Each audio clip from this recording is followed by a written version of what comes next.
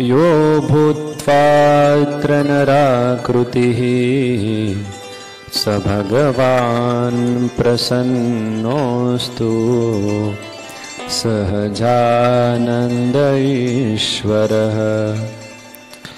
निजेर्वचोर्मृतेर्लोके तर्पयद्यो निजाश्रिताः प्रीतो न सर्वदा सोऽस्तु श्रीहरिर्धर्मनन्दनः श्रीहरिर्धर्मनन्दनः। अक्षराधिपति पूर्ण पुरुषोत्तम नारायण भगवान श्री स्वामीनारायण,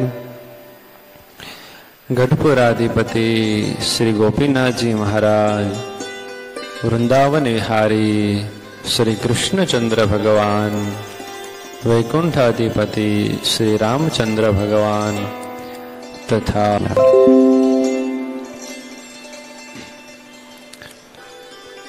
ભગવાનની વાણી રૂપી છે અમૃત વરસ્યું એ વચનામૃત, વચન રૂપી અમૃત. એ વચનામૃતના પ્રથમ પ્રકરણમાં, પ્રથમ વચનામૃતમાં આપણે અખંડ વૃત્તિ વિશે વાત કરી. પછી બીજો પ્રશ્ન ગોવર્ધન શેઠ પૂછે છે. તો શું પૂછો છો? સ્વામિનારાયણ હરે, સ્વામિનારાયણ હરે. ત્યાર પછી હરિભક્ત શેઠ ગોવર્ધન ભાઈએ શ્રીજી મહારાજ પ્રત્યે પ્રશ્ન પૂછ્યો છે, જેને ભગવાનની માયા કહે છે તેનું રૂપ શું છે? પછી શ્રીજી મહારાજ બોલ્યા છે, ભગવાનનો ભક્ત હોય તેને ભગવાનની મૂર્તિનું ધ્યાન કરતા જે પદાર્થ આડું આવીને આવરણ કરે તેને માયા કહીએ. મહારાજે પ્રશ્ન કેટલો ગહન છે, એનો જવાબ કેટલો સરળ છે. બોલવામાં તો બહુ સરળ છે, પ્રશ્ન તો બહુ ગહન છે, પણ જવાબ જોઈએ તો આપણને એમ જ લાગે તો બહુ સરળ વસ્તુ છે. આડી આવી વસ્તુ બધી માયા છે, પણ એમાં રહસ્ય છે. ગોવર્ધન શેઠ ગૃહસ્થ ભક્ત છે, પત્ની છે, પુત્ર છે, વ્યવહાર સંબંધ, મિત્રો, ધંધો એ બધું એને છે. તો એ પ્રશ્ન પૂછે છે કે માયા એટલે શું, એનું રૂપ શું? તો એનો કહેવાનો મતલબ એ છે કે પ્રભુ તમારું ધ્યાન કરતા અમુક વસ્તુ આડી આવતી હોય. મહારાજનો ઉત્તર એવો, ધ્યાન કરતા વસ્તુ આડી આવી એ માયા. તો ગોવર્ધન શેઠનું કહેવાનું તાત્પર્ય શું છે કે પ્રભુ માયા માયા બહુ કરે છે બધાય. આ માયા છે, બૈરું માયા છે, છોકરા માયા છે, બધું શરીર માયા છે, શરીરના સંબંધી માયા છે. તો બધું માયા માયા કરે છે, તો એ છે શું? ઘણા બધા કહેતા હોય ઘણું પૈસો તો માયા છે, પૈસો હાથનો મેલ છે, આ બધી માયા છે, બધું મૂકી દો બધું. પણ ગોવર્ધન શેઠને એ પ્રશ્ન થયો કે માયા શું છે?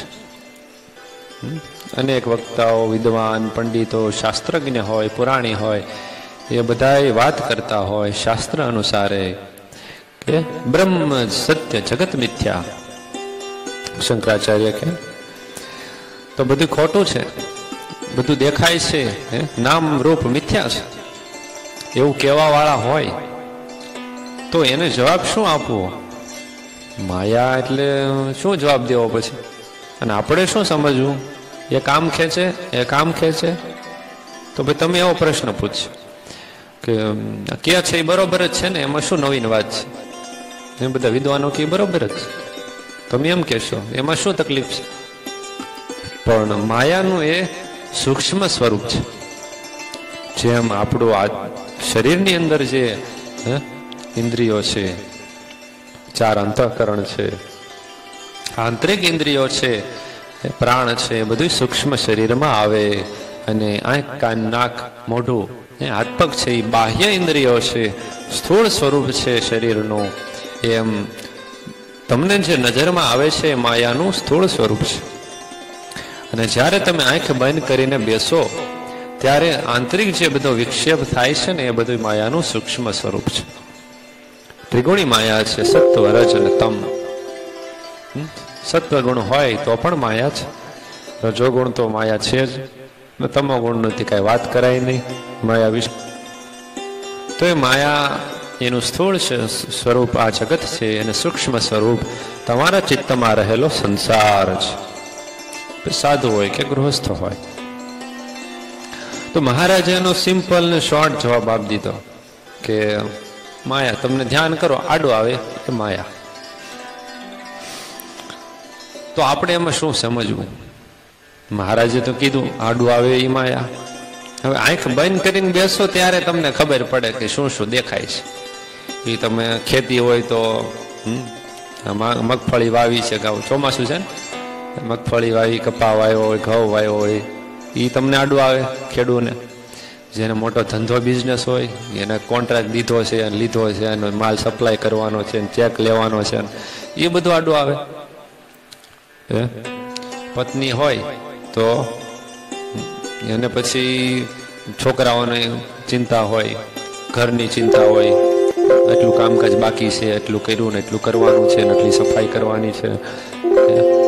ખેડૂતની પત્ની હોય તો એને ખેતીની ચિંતા એ નહીં હોય, ભાત દેવા જવાનું હોય બધું. અત્યારે તો બધું ફાસ્ટ, પણ એને એ બધું મગજમાં આવે. આંખ બંધ કરે ત્યારે કોને શું શું મગજમાં આવે છે ને એ આપણે સમજવાનું. મહારાજે કીધું ને, ભગવાનનું ધ્યાન કરતા જે પદાર્થ આડું આવ્યું અને જે આવરણ કર્યું એ માયા છે. તો એ સમજવું પડે કોને કેવી માયા આડી આવે છે. તપસ્વીને અલગ હોય, સાધુને અલગ હોય, ગૃહસ્થને અલગ હોય, સ્ત્રીને અલગ હોય, પુરુષને અલગ હોય, પુત્રને બાળકને અલગ હોય, વૃદ્ધને અલગ હોય. તો અલગ અલગ વ્યક્તિત્વને અલગ અલગ માયાનું આવરણ હોય. તો એમાં વિસ્તારથી સમજવું પડે કે ભાઈ તમે એમ કહેશો કે મારું કયો ને, મારું વાત કરો, તમે બીજાની શું કામ વાત કરો છો? પુરુષ હોય એમ કે પુરુષોની વાત કરો, સ્ત્રી એમ કે અમારી વાત કરો, બાળક હોય કે અમારી વાત કરો, સાધુ કે અમારી વાત કરો, વૃદ્ધ કે અમારી વાત કરો. પણ બધાને શું લાગુ પડે છે? એક જ વસ્તુ, ભગવાનની મૂર્તિનું ધ્યાન કરતા કોઈ વસ્તુ આડી આવી, પૂરું. ગૃહસ્થ હોય કે ત્યાગી હોય, સ્ત્રી હોય કે બાળક હોય કે વૃદ્ધ હોય, કોઈ પણ હોય, પછી કઈ પણ વસ્તુ તમને આડી આવી એટલે વાત પૂરી થઈ ગઈ.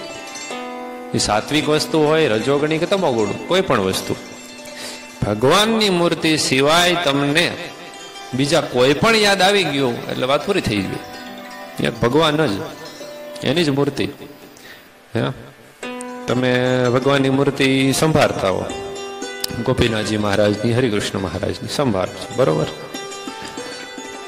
એ જ સમયે તમને ખેલા નદી યાદ આવી ગઈ, પણ મહારાજની મૂર્તિ તો ગઈ ને. ખેલા નદી સાંભળજો, બહુ તટસ્થ રહીને વિચાર કરવો. હા, હું ઉદાહરણ આપું છું. ખેલા નદી પવિત્ર છે, પુણ્ય આપે, મોક્ષ કરે, બધું પાપ ધોવે. પણ સમજવાનું શું છે? આપણે ધ્યાન કરીએ છીએ, પ્રાયોરિટી કોની છે? ભગવાનની મૂર્તિની છે. ઉન્મત્ત ગંગા હોય કે મંદિર હોય કે બીજા દેવ હોય, બધાય પવિત્ર છે અને પૂજનીય છે, વંદનીય છે, કલ્યાણકારી છે. પણ સમજવાનું શું છે કે આપણે કરીએ છીએ શું? આપણે મીઠાઈ મિષ્ટાન કરતા હોય ને મગજ કરતા હોય, એ સમયે આપણે શાક રોટલી મહત્વની છે જ, રસોઈમાં મહત્વનું છે જ, પણ મગજને મૂકી નથી દેવાનો, ન કહી બળી જાય, કાળો પડી જાય. તો એ મગજ ખાવા જેવો ન રહે તો પછી રસોઈ શું કામની? શાક રોટલી ખાઈને હકાવાનું. પછી શાક રોટલીમાં ધ્યાન આપવાનું એ સમય નથી, બરોબર. મગજ કરો છો દીદ કરવાનું, એમ ધ્યાન કરો છો, ભગવાનની મૂર્તિ ધ્યાનમાં રાખો, બીજું ધ્યાન મૂકી દો. સાધુ હોય કે ગૃહસ્થ હોય, તો કોને શું, બાળક હોય એને શું ધ્યાનમાં આવે? ભણતો હોય, સ્વાભાવિક વાત છે, 10-12 વર્ષનો હોય, 15 વર્ષનો હોય, મા બાપે જો ધ્યાન કરતા શીખવાડ્યું હોય તોની વાત છે. તો એ બેસે તો એને શું દેખાય? એને પોતાની સાયકલ દેખાય, ફોન દેખાય, બધા મિત્રો દેખાય. આંખ બંધ કરે તેની નિશાળ ને એવું બધું દેખાય એને. બરોબર, એની ઉંમર છે, એનો અનુભવ છે, એ પ્રમાણે એ આંખ બંધ કરે તો એ બધું દેખાય. તો એને માટે એ માયા છે. વૃદ્ધ હોય એને શું દેખાય? તો એને પોતાના છોકરો, એનો છોકરો દેખાય. બાળક હોય નથી નાનો એવો, તો એને દેખાય. બરોબર, ઘર આખું સત્સંગી જ હોય, પણ ભગવાનની મૂર્તિ જ્યારે તમે ધારો છો ત્યારે પ્રાયોરિટી, મહત્વ કોનું છે એ તમારે ધ્યાન આપવું પડે. ભગવાનની મૂર્તિ છે તમારે મુખ્ય. તો આ વાત થઈ બાળક, વૃદ્ધ, સ્ત્રી, પુરુષ અને ધંધાવાળા હોય એની. તો એના મગજમાં એ બધું ફરતું હોય. જેમ બીજું ઉદાહરણ આપીએ, કોઈ બહુ ટેન્શનમાં હોય ને માણસ, અતિશય ચિંતામાં, અને આખો દિવસ જેનું મનન કર્યું હોય ને એને સપના એના આવે. તમને અનુભવ હોય તો આખો દિવસ ધારો કે વરસાદ નથી થયો અને મગફળી વાવી દીધી છે અને ખેંચાણો વરસાદ, તો એના ખેડૂતને શું ચક્કર હાલે મગજમાં? ક્યારે વરસાદ આવશે? વાદળા છે, કડાકા ભડાકા થાય છે, પણ વરસાદ આવતો નથી. પછી રાતે ઊંઘમાં એને પછી ગર્જનાઓ થતી હોય, હે આવ્યો વરસાદ, એ આવ્યો, હે એમ એને એવું થાય મગજમાં. તો આપણે એમ કે આવરણ થાય છે, તો આવરણને હટાવવાનો ઉપાય તો હોય. પ્રશ્ન છે, એનો જવાબ છે. બુદ્ધ ભગવાને કહ્યું કે દુઃખ છે, નો ડાઉટ દુઃખ છે, દુઃખનું કારણ છે, દુઃખનો ઉપાય છે, અને દુઃખથી આત્યંતિક મુક્તિ પણ છે. 4 વસ્તુ છે. તો ભગવાનનું ધ્યાન કરવું, ભગવાનની મૂર્તિ તો પરમ સુખદાયી છે. તો તમે ધ્યાન કરો છો તો આવરણ આવે છે, મતલબ એ દુઃખ છે. દુઃખ છે, આવરણ આવ્યું, દુઃખ છે, તો દુઃખનું કારણ પણ છે, દુઃખનો ટાળવાનો ઉપાય પણ છે, અને આત્યંતિક દુઃખ નિવૃત્તિનો ઉપાય એ પણ છે. ખાલી દુઃખ તમે હટાવી દીધું એ સમયે એ મતલબ નહીં, આત્યંતિક દુઃખ નિવૃત્તિ પણ છે. તો એ 4 પોઈન્ટ થયા. આવરણ છે, આવરણનું કારણ પણ છે, આવરણ હટાવવાનો ઉપાય છે, અને આવરણ ક્યારે થાય જ નહીં, આત્યંતિક નિવૃત્તિ એ પણ એક ઉપાય છે. આ તો એકવાર આવ્યું, હટાવી દીધું, પાછું બીજી વાર આવે. શરદી તાવ જેવું છે. એકવાર થઈ, દવા લીધી, ગઈ. એકવાર આવી, બીજી વાર આવી, ત્રીજી વાર આવી, દવા લીધા રાખો અને ટાળ્યા રાખો. તો એ ઉપાય કરો, પણ જિંદગીભર શરદી ન થાય એવો ઉપાય તો કરવો પડે કે નહીં? એ ઉપાય કરવો પડે. તો આ ઉદાહરણ એનું એમ સમજવાનું કે ભગવાનની જે માયા છે, ભગવાનનું ધ્યાન કરતા આડી આવે છે, તો એ આવરણ છે, દુઃખરૂપ છે. આવરણ છે તો એને પહેલા તો કારણ સમજવું પડે, પછી તકલીફ જે છે એનો ઉપાય આવે. પહેલા તો દુઃખ છે એટલે માયા છે, આવરણ છે. હવે એનું કારણ ગોતવાનું. હવે આપણે કારણ ગોતીએ બધા. બાળકને એનું કારણ ગોતવાનું, વૃદ્ધને એનું કારણ ગોતવાનું, યુવાનો એને કારણ ગોતવાનું, પુરુષને એનું કારણ, પત્નીને એનું કારણ, ધંધાવાળાને એનું કારણ ગોતવું પડે. હવે ડોક્ટર હોય, તપાસે, બરોબર છે, તમને કફ છે, તો દુઃખ તો છે, કારણ શું હોય? દહીં, છાશ, ગળું, ઘીવાળું એ બધું બંધ કરો. તમે વધારે ખાવ છો, છાશ માપે ખાઓ, દહીં ઓછું ખાઓ, બંધ કરો બધું, તો સારું થશે. તો એ શું છે? કારણ છે. દહીં, છાશ, ગળું, ચીકણું એ બધું કારણ છે. તો માયા દુઃખ આપે છે, તો એનું કારણ શું છે? આપણા વિચારો, અનુભવો. પેલા કારણ જોઈ લઈએ, પછી ઉપાય. કાર્ય કારણ ભેદ આવે ને એમ. તો કારણ છે આપણા અનુભવ, આપણા કર્મ. હવે આપણો કર્મ શું છે? ખેડૂતની વાત કરીને, ખેતીમાં એને વાવવું એનું કર્મ છે, એનો અનુભવ પણ છે. સ્ત્રી હોય તો ઘરકામ, સફાઈ, બાળકો સાચવવા, એનું કર્મ છે, એનો અનુભવ છે. પુરુષ છે તો એનો ધંધો છે, બિઝનેસ છે, નોકરી છે, એનું કર્મ છે, એનો અનુભવ છે. બાળક છે તો નિશાળે જવું, રમવા જવું, એ બધું એનું કર્મ છે, અનુભવ છે. વૃદ્ધને છોકરાને છોકરો રમાડવો, 2-4 વાર ગામમાં આંટો મારી આવો, વ્યવહારમાં થોડુંક નજર રાખવી, એ બધું એનો અનુભવ છે. તો આપણા અનુભવ છે ને એ બધા ધ્યાનમાં આડા આવે છે. તો સવાલ જ નથી, તમે જે કરશો એ તમને દેખાશે. તમે વિચાર કરજો, આખો દિવસ તમે જે કર્યું હશે ને એ સુતા પહેલા થોડુંક દેખાશે, અને થોડીક કે ને વિચાર વાયુ કે એ તમે અડધી કલાક જેવી ચિંતા, પછી બહુ હાવ નર્વ હોય ને બધી રીતે, એને કોઈ ચિંતા ન હોય, કોઈ ચિંતા ન હોય ને આરામથી ઘસ કટાઈને સુઈ જાય. એ નખોરા બોલાવે, એ બાજુવાળા જાગતા હોય. તો તમારો અનુભવ છે એ તમને તમારા ધ્યાનમાં નડે છે, એ કારણ થયું. હવે કારણ મળી ગયું તો હવે એનો ઉપાય. આવરણ દુઃખ છે, માયા દુઃખ છે, કારણ તમારા અનુભવ છે. તો ઉપાય શું છે? હવે સૌ પ્રથમ ઉપાયમાં એવું છે, જો આગે ધંધા પીછે ધંધા, ધંધા મધ્ય ધૂન લગાવે સો સાહેબ કા બંદા.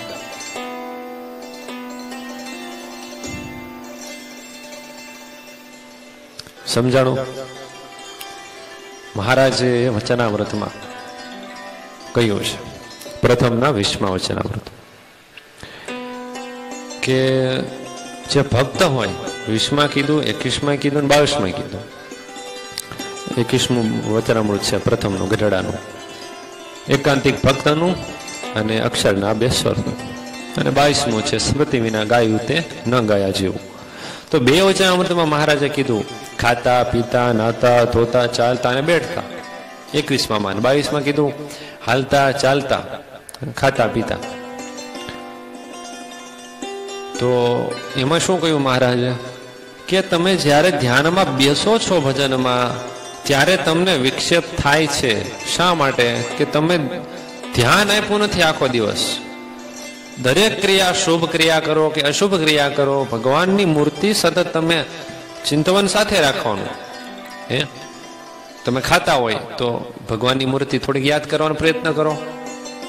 બેઠા હોય શાંતિથી તો એ પ્રયત્ન કરો મૂર્તિ, લીલા ચરિત્ર સંભાળવાનો, મૂર્તિ સંભાળવાનો. સાંગ ઉપાંગ સલીલ સપાર્શ્વ ધ્યાન છે. ખાલી મૂર્તિ હોય, એક ધોતી પહેરેલી, સાંગ ધ્યાન છે. ઘરેણા વસ્ત્ર પહેર્યા હોય, ઉપાંગ ધ્યાન છે. બાજુમાં પાર્ષદો હોય અને બેઠા હોય તો એ સપાર્ષદ ધ્યાન છે. અને લીલા ચરિત્ર મહારાજ ઘેલે સ્નાન કરવા જાય, કોડલા ખેલવે, લક્ષ્મીવાડીએ અહીંયાથી જતા હોય કે બીજા ગામ જતા હોય, સંતોને પીરસતા હોય, નિયમ ચેષ્ટામાં છે, તો એ સબ સલીલ ધ્યાન છે. તો એ પ્રેક્ટિસ તમે કરો આખો દિવસ, તમારો અનુભવ ભગવાનની મૂર્તિમાં વધારતા જાઓ. કારણ શું છે કે ભગવાનની મૂર્તિ જેમ જેમ જેમ જેમ તમે અનુભવ કરતા જશો, સ્મરણ કરતા જશો, એમ તમારા અનુભવો ભગવાનમય થશે, ભગવતમય થશે. જે સંસારના અનુભવો તમને ધ્યાનમાં આડા આવે છે, એને બદલે તમે સહજાનંદ સ્વામીના તમે ચરિત્રો, લીલાઓ તમે અનુભવમાં લાવશો તો એ આવરણ તમને નડી નહીં શકે. અને કદાચ જો નડ્યું તો તમે આરામથી એને હટાવી શકશો. હજી ઉપાય છે. આત્યંતિક નિવૃત્તિની વાત પછી આવશે. આ ઉપાય ખાતા પીતા નાતા ધોતા ચાલતા બેઠતા બધી ક્રિયામાં સર્વ શુભ ક્રિયા, સારી ક્રિયા કરો, અશુભ ક્રિયા, મળમૂત્ર ત્યાગ કરવા જાઓ, તમે કોઈ પણ ક્રિયા કરો. 24 કલાક અખંડ મૂર્તિ, પેલા જ પોઈન્ટ ઉપર આવ્યું ને કે અખંડ મૂર્તિ રહેવી કઠણ છે બધાય કરતા. તો આનો આ ઉપાય છે. અનુભવમાં તમે મૂર્તિ લાવો. બેઠા છો અહીંયા તો જે વસ્તુ તમે જોવો છો એ વસ્તુમાં ભગવાનને જોવાનો પ્રયત્ન કરો. તમે ધીમે ધીમે થાય. આમ ઉતાવળે આંબા ન પાકે કે ને આપણી કહેવત. આંબો હોય તો મહેનત લાગે, 5 વર્ષે તમને કેરી આપે. તો એમ તમારો પ્રયત્ન છે, તમારી શ્રદ્ધા છે, તમારી દાનત છે, એના ઉપર તમારું ભવિષ્ય છે. હવે તમે વિચાર કરો છો કે અમારે જે વસ્તુ દેખાય એમાં ભગવાનનો સંબંધ રાખવો છે. તમે ખાતા હોય તો ભગવાનને જમાડું છું, પીતા હોય તો ભગવાન સાથે પીવે છે, ચાલતા હોય તો ભગવાન સાથે ચાલે છે, બેઠા હોય તો ભગવાન બાજુમાં બેઠા છે, સૂતા હોય તો હવે હું ભગવાનને સુવડાવું છું. તમે જે ક્રિયા કરો છો એની સાથે ભગવાનનો સંબંધ જોડો. તમે જે વસ્તુને જોવો છો એની સાથે ભગવાનનો સંબંધ જોડો. અને એવી ક્રિયાઓ, અશુભ ક્રિયાઓમાં તમારે એવું ન થઈ શકતું હોય તો ભગવાનના ચરિત્રો સંભાળો. એ સમય ઉપાય છે. તો તમારા અનુભવો જાગતા હોય ત્યાં સુધીના અનુભવો સતત ભગવાનમય થાય ને, તો એ માયા જ્યારે ધ્યાન કરવા જ્યારે તમે બેસો ત્યારે તમને બીજું નડે નહીં. એટલા પૂરતું. તમારે મહેનત લાગે, કઠણ પડે શરૂઆતમાં, નવું નવું શીખતા હોય તો બધી કઠણ પડે. ચંચલમ હિમનમ કૃષ્ણમ પ્રમાથી બલવદ દ્રઢમ. હે પ્રભુ, આ હાથી જેવું મન છે, એટલું ચંચળ છે, કેમ કાબુમાં આવે? પણ અભ્યાસેન તુ કૌંતેય વૈરાગ્યેન તુ ગૃહ્યતે. ભગવાન કહે છે અભ્યાસ કર, હે, અને વૈરાગ્યથી તને બધી પ્રાપ્તિ થશે. અભ્યાસ કર. હે કુંતી પુત્ર પાર્થ ધનંજય, અભ્યાસ કર. તો અભ્યાસ વસ્તુ છે, તમારે અનુભવમાં લાવવું પડે તો એ ધ્યાન કરતી વખતે તમને આડો ના આવે. હવે આત્યંતિક માયા નિવૃત્તિનો ઉપાય, આત્યંતિક માયા નિવૃત્તિ કેમ થાય? તો આપણા હૃદયમાં સત્વગુણ, રજોગુણ, તમોગુણ રહ્યા છે. સતયુગના, દ્વાપર, ત્રેતા અને કળયુગના ધર્મ રહ્યા છે. તો એનો સમય હોય કે આ સમય સત્વગુણ છે, આ સમય રજોગુણ છે, આ સમય તમોગુણ છે, આ સમય કળયુગ છે, દ્વાપર છે, ત્રેતા છે, સતગુણ, સતયુગ છે. તો તમારે પેલા પોતાનું આત્મનિરીક્ષણ કરવું પડે. આ શેના માટે વાત થાય છે? તો આત્યંતિક માયા નિવૃત્તિની વાત થાય છે.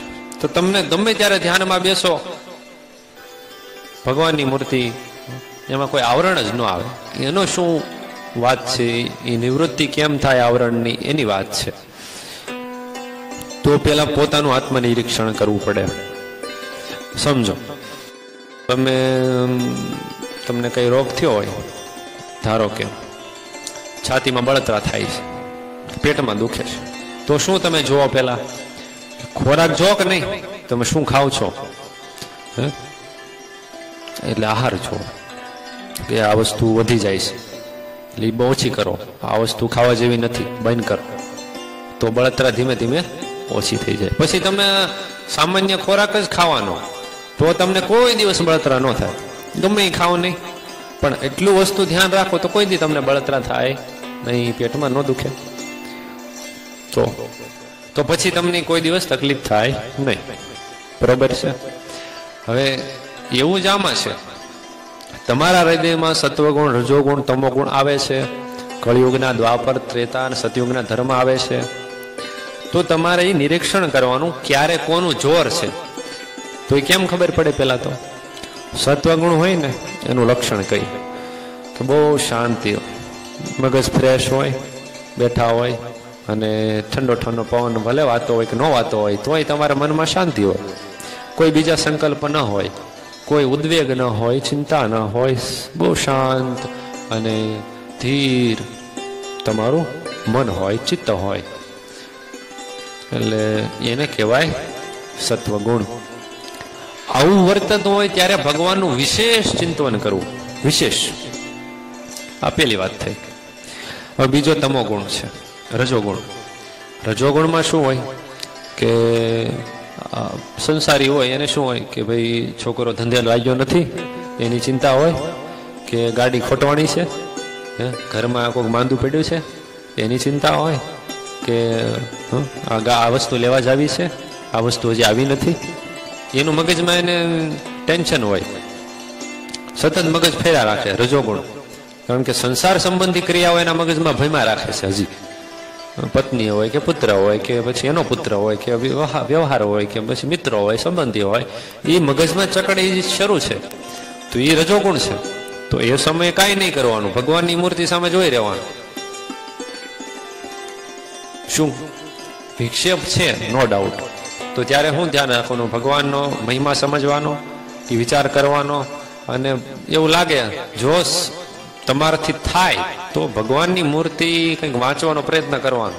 લીલા ચરિત્ર છે કે ભગવાનની કથા સાંભળવાનો પ્રયત્ન કરવાનો. ગમે એવી, તમને ગમે એવી કથા, એવા વક્તાની કથા લઈ ને તમે સીડી ચડાવો કે ફોનમાં વગાડો, કે કંઈક વાંચો ચરિત્ર, તો એ સમયે તમને ઓલું જે ફેર ચકડી ચડે છે ને એ થોડીક કાઢી પડશે, કારણ કે તમે હૃદય ધગી જાય, માથું ધગી જાય ને હૃદય ધગી જાય.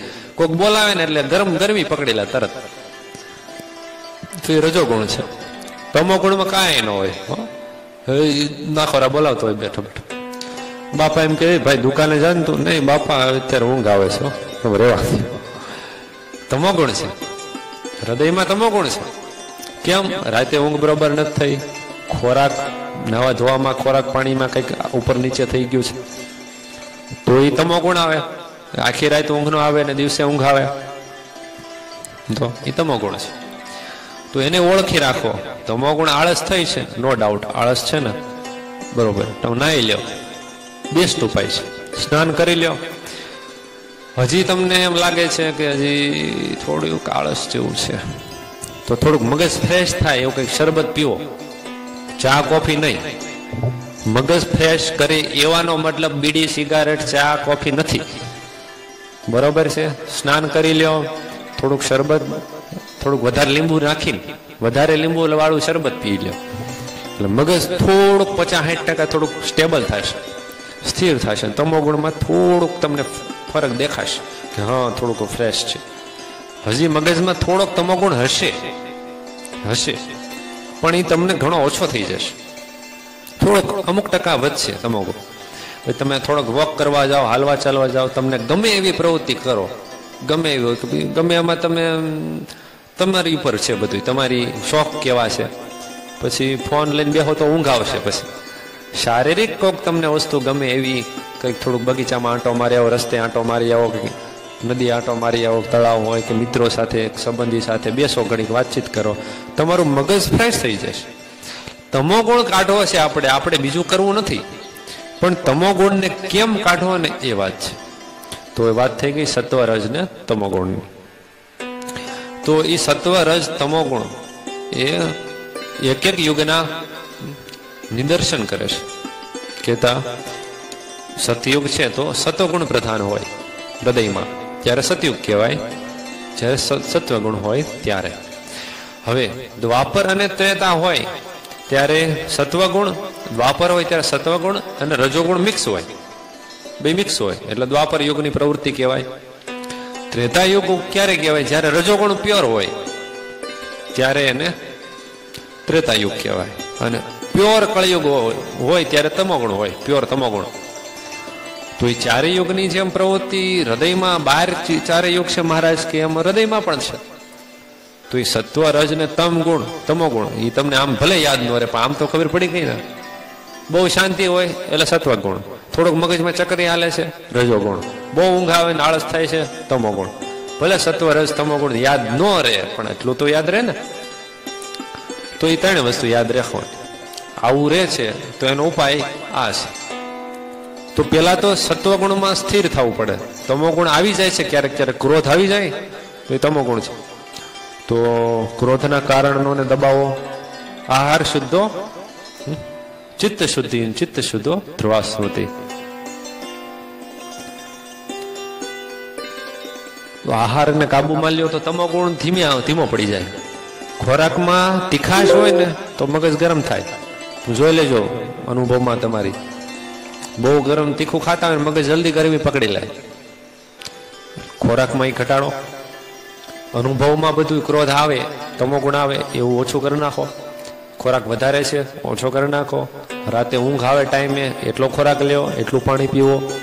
તો તમો ગુણની પહેલા ધીમે ધીમે નિવૃત્તિ થશે. પછી માણસ તમો ગુણ જશે એટલે સત્વ અને રજ બે ગુણમાં રહેશે. હવે રજોગુણ બહુ ચિંતા છે, ટેન્શન છે, ફલાણું કરી લેવું, ઢીકણું કરી લેવું, ઓલું કરી લેવું, આ લઈ આવવું છે, એવું એ રજોગુણ છે. તો એની નિવૃત્તિ માટે શું કરવું? તો તમોગુણ તો તમે નિવૃત્ત કરી દીધો, પણ રજોગુણ હજી તમારે ઊભો છે. તો રજોગુણને સ્ટેબલ કરીને સત્વગુણમાં મિક્સ કરી દેવો છે, રજોગુણ કાઢી જ નાખવો છે. તો બહુ જે ચિંતા કરવાનો તમારો સ્વભાવ છે એના બદલે ભગવત કાર્ય, સેવા, ભજન, મૂર્તિ સંભાળો સત્વગુણ હોય ત્યારે. સત્વગુણનો વિસ્તાર જેમ જેમ થશે ને એમ રજોગુણનો વિસ્તાર ઓછો થતો જશે, દબાતો જાય. કેમ બે ખેતર હોય, એક બે ભાઈઓના, એક દબાવતો જાય તો ઓલાનું ઘટતું જાય કે નહીં, શેઠો દબાવે એમ. એમ સત્વગુણનો વિસ્તાર એટલો કયો કે રજોગુણનો શેઠો દબાતો જાય. પેલા આપણે કેમ તમોગુણનો આખો શેઠો દબાઈને ખેતર કબજે કરી લીધું તમોગુણનું, એમ રજોગુણનું ખેતર હજી અડધું છે. તો સત્વગુણ વાળો છે એને પછી એનું ખેતર દબાવતું જવાનું, રજોગુણનું ધીમે ધીમે ધીમે ધીમે બાંધતું જવાનું, લડાઈ કરતી જવાની અને શેઠો દબાવતો જવાનું. એમ કરશો એટલે રજોગુણ દબાતો દબાતો દબાતો અડધો પોણો ખલાસ થઈ જાય. 25%, 10%, 5%, 1% પછી 0 થઈ જાય. પતી ગયું રજોગુણ, પતી ગયું. રજોગુણ કાઢવાની ખબર પડી ગઈ ને કે બહુ ટેન્શન છે તો એ બધું મૂકો, હવે છોકરાને હોપી દો અને એમ કે ભગવાન માથે નાખી દો. જે ભાગમાં લખાવીને આવ્યા હોય ને એટલું જ થાય. પુરુષ પ્રયત્ન કરવાનો અને પુરુષોત્તમનો તે ભાગ રાખવાનો, તો એ ટેન્શન ઓછું થાય, રજોગુણ ઓછો થાય. હાલો, એ વાત પૂરી. હજી તમે માયામાં છો, ખબર પડી? હજી સત્વગુણ એ માયાનો છે. તો નિર્ગુણ થાવ ને ત્યારે આત્યંતિક માયા નિવૃત્તિ થાય. હજી તમે સત્વગુણમાં છો એટલે હજી માયા છે. તો મહારાજે શું કીધું કે જે પદાર્થ આડું આવીને આવરણ કરે એને માયા કહીએ. સત્વગુણ આડો આવે, આવે કે નહીં? મેં શું કીધું?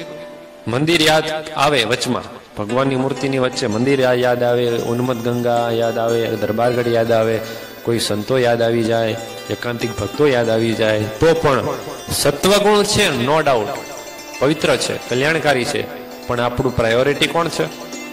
ભગવાન છે. તો એ સત્વગુણનું ખેતર છે હજી, સમજ્યા? હજી સત્વગુણનું ખેતર છે, પણ હજી શેઠા છે. અને શું છે? એને ચારે બાજુ વાડ મારેલી છે, ફેન્સિંગ મારેલું છે. તો હજી સત્વગુણનું કાર્ય, હજી માયાનું કાર્ય સત્વગુણ હજી છે. નિર્ગુણમાં જઈએ તો આત્યંતિક માયા નિવૃત્તિ થાય અને આવરણ આવે જ નહીં. પછી 24 કલાકમાં ગમે ત્યારે ધ્યાન કરો તો રજોગુણ ગયો, તમોગુણ ગયો, સત્વગુણ હજી માયામય છે. તો શું કરવું? હું શેઠા તોડી જ નાખો છે તો લડાઈ મોટી થાય કે નહીં? શેઠો દબાવ તો એ લડાઈ થાય, તો આખે શેઠા વાડી તોડી જ નાખવી છે. તો કેમ કરવું? લડાઈ મોટી. સત્વગુણને તોડી નાખો, નિર્ગુણમાં સ્થિતિ કરવી તો એ તો વધારે કઠણ. પણ સત્વગુણને કાઢવા માટે હવે આપણે કર્મ કર્યું, અત્યાર સુધી કર્મ કર્યું, કાર્ય કર્યું, અનુભવ કર્યા. હવે વિચાર કરવાનો છે. મન, બુદ્ધિ, ચિત્ત, અહંકારમાં અંદર વિચાર કરવાનો છે કે હું આત્મા છું, હું આત્મા છું. ગુણાતીતાનંદ સ્વામી કે હું આત્મા છું, આત્મા છું, એ 2 માળા રોજ ફેરવવી. ગુણાતીતાનંદ સ્વામી કે કારણ હજી આપણે સત્વગુણમાં ભલે સ્થિર થયા છે, પણ માયામાંથી નિવૃત્ત નથી થયા, નિર્ગુણ નથી થયા. નિર્ગુણ ક્યારે થવાય? શુદ્ધ ચૈતન્ય એક રસ બ્રહ્મ છે, અક્ષર બ્રહ્મ છે, અક્ષર છે, એમાં આપણું જીવ, આત્મા અને અક્ષરનું સાધર્મ્ય થાય ત્યારે એની સત્વગુણમાંથી નિવૃત્ત થઈ અને નિર્ગુણ થાય છે. તો સત્વગુણ કેમ કાઢવો? વાત થઈ ને આપણી. વિચાર કરવાનો, હું કોણ છું? આત્મા છું. શરીર કોણ છે? આત્માથી જુદો છે. સંબંધી કોણ છે? શરીરના છે, મારા નથી. હું કોણ છું? આત્મા છું. કોનો છું? પરમાત્માનો છું. સતત મારું સ્વરૂપ કેવું છે? અખંડ છે, તેજોમય છે, અણુ સરખો સૂક્ષ્મ છું. હું ક્યારેય મરતો નથી, અજર છું, અમર છું, ક્યારેય વૃદ્ધ નથી થતો. શરીરના ગુણ માયા આત્મામાં નથી, આત્માના ગુણ શરીરમાં નથી. સતત આત્મચિંતન કરતા કરતા કરતા સત્વગુણનો શેઢો, 4 ખૂણા છે ને, 4 વાડ, એક તૂટશે. પેલા એક બાજુ તૂટશે, એક તૂટીને એટલે સમજવાનું વ્યવહારમાં તમારું મન નહીં લાગે. સમજાણું? 4 ભાગ છે, 4 વાડ છે. એક તૂટી એટલે વ્યવહારમાં મન નહીં લાગે, બીજી તૂટશે એટલે સંબંધીમાં મન નહીં લાગે, ત્રીજી તૂટશે એટલે પોતાના પરિવારમાં મન નહીં લાગે, અને ચોથી તૂટી શરીરમાંથી તમારું મન ગયું અને શુદ્ધ શરીર ઇન્દ્રિયોમાંથી તમારું મન વિષય ભોગમાંથી જશે. 4 શેઢા, 4 વાડ ગઈ, 4 બાજુની ઉત્તર, દક્ષિણ, પૂર્વ, પશ્ચિમ, અગ્નિ, નૈઋત્ય, ઈશાન, વાયવ્ય, 4 ખૂણા, 4 બાજુ ગઈ એટલે નિર્ગુણ સ્થિતિ પ્રાપ્ત થઈ. અને ત્યારે આવે છે આત્યંતિક માયા નિવૃત્તિની સ્થિતિ. તો દુઃખ છે, દુઃખનું કારણ છે, દુઃખનો ઉપાય છે, અને આત્યંતિક દુઃખ નિવૃત્તિ પણ છે. તો માયા છે, આવરણ છે, આવરણનું કારણ છે, આવરણ કાઢવાનો ઉપાય છે, અને આત્યંતિક આવરણ નિવૃત્તિની સ્થિતિ પણ આવી ગઈ. સમજાઈ ગયું ને? માયા બહુ કરે છે તો શુદ્ધ ચૈતન્ય એવું આપણું સ્વરૂપ છે, એમાં નિર્ગુણ સ્થિતિ પ્રાપ્ત કરો અને એમાં ભગવાનની મૂર્તિ તમે પધરાવો, અને પછી તમે 24 કલાકમાં ગમે ત્યારે ધ્યાન કરો નહીં. અખંડ વૃત્તિ કોને કીધી છે? ભગવાનની મૂર્તિ ભૂલાય જ નહીં એને અખંડ વૃત્તિ કીધી છે. પણ માયાનું આવરણ થાય જ નહીં એને આત્યંતિક માયા નિવૃત્તિ વાળી સ્થિતિ કીધી છે. તો પોઈન્ટ આવી ગયો કે નહીં ગોવર્ધન શેઠનો? તો મહારાજ આપણે આટલો વિસ્તાર કર્યો, પણ મહારાજે સરળતાથી કીધું. આપણે વાંચીએ તો એમ થાય આમાં શું નવીન છે, સરળ છે. પણ મેં શું કીધું? આમાં ગુપ્ત છે, રહસ્ય છે, ભેદ છે. ભગવાનનું ધ્યાન કરતા જે વસ્તુ, જે પદાર્થ આડો આવીને આવરણ કરે એ માયા છે. વાક્ય સરળ છે, પણ એનો ભેદ આપણે કેટલો વિસ્તાર કર્યો, કેટલું મોટું રહસ્ય, કેટલું ગુપ્ત રહસ્ય. તો સમજવાનું આપણે એ જ છે અને કરવાનું પણ એ જ છે. આવી રીતે ગઢડા પ્રથમ પ્રકરણના પ્રથમ વચનામૃતમાં મહારાજે બીજા પ્રશ્નનો ઉત્તર આપ્યો. એ ઉત્તરનો આપણે આજે વિસ્તાર કર્યો. ત્રીજો પ્રશ્ન મુક્તાનંદ સ્વામીનો છે, એનો વિસ્તાર આપણે કાલે કરીશું. અંતે શ્રીજી મહારાજ અને શ્રી ગોપીનાથજી મહારાજના ચરણોમાં પ્રાર્થના કરી મારી વાણીને વિરામ આપું છું. શ્રીપતિમ શ્રીધરમ સર્વદેવેશ્વરમ ભક્તિધર્માત્મજમ વાસુદેવમ હરે માધવમ કેશવમ કામદમ કારણમ શ્રી સ્વામિનારાયણમ નીલકંઠમ ભજે. બોલો શ્રી સહજાનંદ સ્વામી મહારાજની જય, શ્રી ગોપીનાથજી મહારાજની જય, શ્રી હરિકૃષ્ણ મહારાજની જય, શ્રી કૃષ્ણચંદ્ર ભગવાનની જય, શ્રી રામચંદ્ર ભગવાનની જય. બોલો પવન સુત હનુમાનની જય.